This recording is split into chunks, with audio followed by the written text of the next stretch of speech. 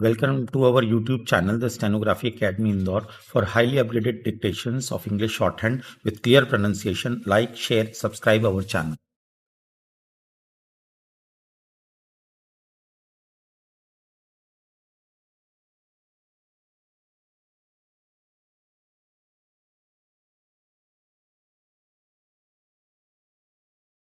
Number 120, 80 words per minute. Kailash Chandra, 1000 words. Kindly be ready. 5 seconds left. Sir, insofar as the plan is concerned, its main principles and objectives are, I believe, acceptable almost unanimously to all the sections of this House. The main objective is that we must bring in a socialist society and not merely say what a socialist society is. And the plan has defined what its main objective or its main purpose in having a socialist society is. The main purpose is that whatever development we are going to do in this country, the object should be the socio-economic gain of the community as a whole in place of private profit. And secondly, sir, the whole pattern of development and the structure of the socio-economic relations should be so planned that they result not only in increasing the national income and the employment opportunities, but there should also be greater and greater equality in incomes. Sir, the other day, a private member's resolution was being discussed in this House with regard to the fixation of a ceiling on incomes, and the Honorable Prime Minister happened to be present at that time. He very clearly defined what the object of such a move would be. The whole idea is that we must level up the society. That is to say, we must raise the income at the lowest level so that the disparities disappear. Of course, we must also bring about a reduction in those big incomes which are at the top, but that alone will not solve the problem at all. It has not solved the problem in any country at all. The most conspicuous example in this respect is the United States of America. I believe in the recorded history of mankind, there is no country which has succeeded so amply in practically abolishing the exploited labor class. Today, there is no such exploited labor class in the country. The whole population from the very bottom has been elevated to a sort of middle class. I was told that even the cook in an Indian embassy comes in his car to do the work and then goes back in his own car.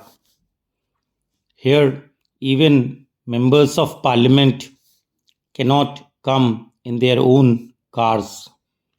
There, even a sweeper comes in a car.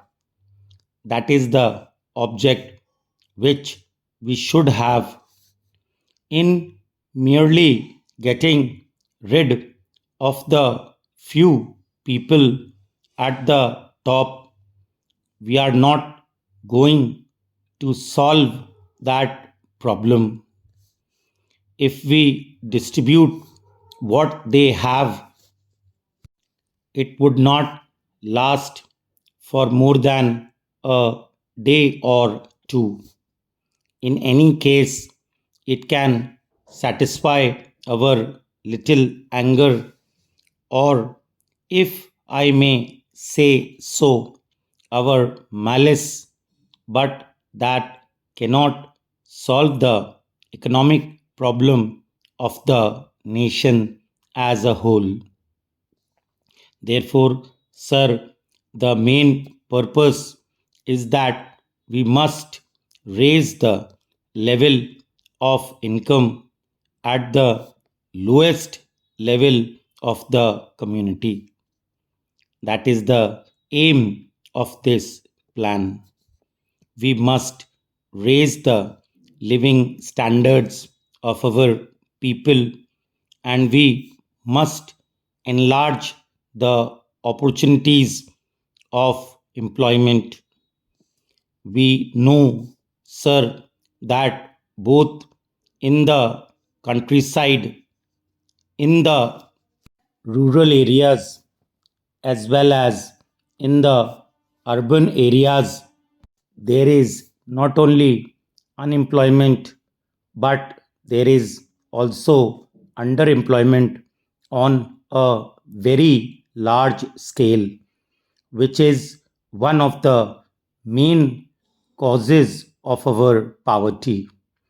And if the plan succeeds in enlarging these opportunities of employment, it will have attained a very great object. Then, sir, another object and the principle is to promote enterprise among the different classes.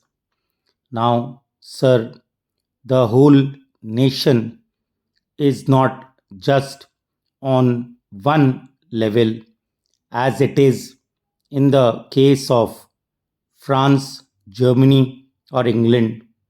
We are, if I may say so, a sort of multinational people. All sorts of communities are there.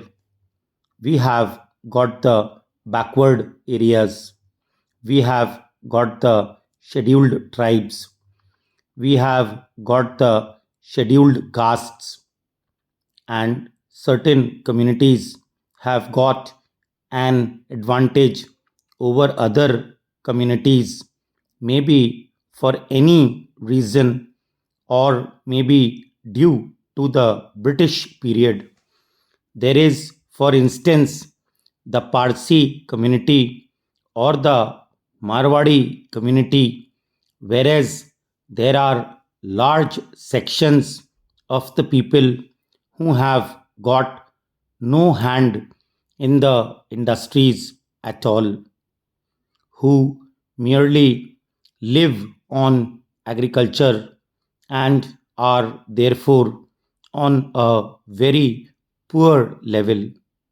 Therefore, our aim is to plan investments in such a way as would lead to the promotion of industrial enterprises among the disadvantaged classes, so that every section of the community, every caste in the community may have an equal opportunity for all the good things of life.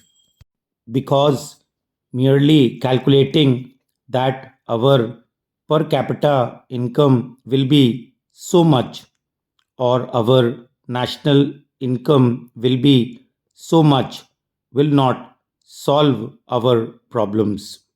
What we want is that all the communities which have been at a disadvantage so far, for whatever may have been the historical reasons, should have equal opportunity to advance and better their conditions of life.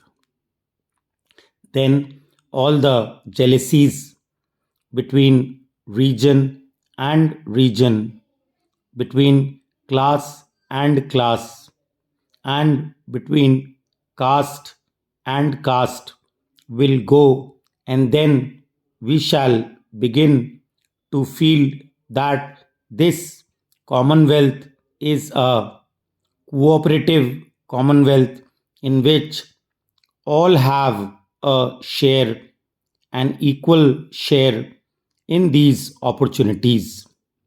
Then the object is that we must industrialize the country as quickly as possible with a great emphasis on heavy industries. To that end, the Government of India has pronounced a new industrial policy, revising the policy that had been laid down in 1948. And this new policy lays down that the public sector has to be enlarged so as to include all industries of basic and strategic importance, or in the nature of public utility services. This is all very nice. They have given schedules more or less on the lines of the schedules attached to the Indian Constitution. The Prime Minister was at great pains yesterday to explain with which all reasonably minded people will agree that the private sector should be allowed and encouraged to play its full part so that productive machinery or production apparatus does not suffer any diminution in the volume or quantum of production.